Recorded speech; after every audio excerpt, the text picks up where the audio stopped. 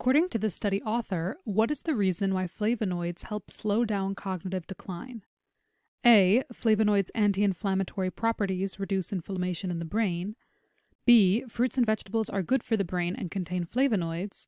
C. Flavonoids reduce inflammation in the blood supply to the brain. Or D. Flavonoids reduce the blood supply to the brain.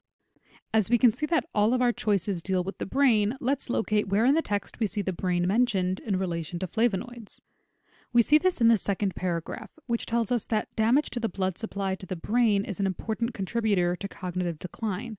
The anti-inflammatory properties of flavonoids help protect that blood supply, which in turn slows down the cognitive decline.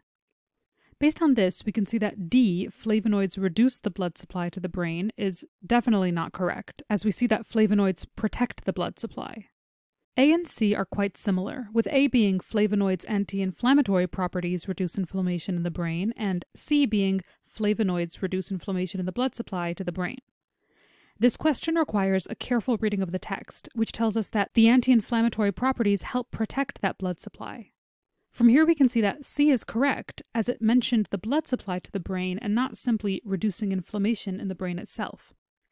Although B, fruits and vegetables are good for the brain and contain flavonoids, is technically true, it isn't as well-rounded and all-encompassing as choice C. With questions like these, it's important to pick the best answer.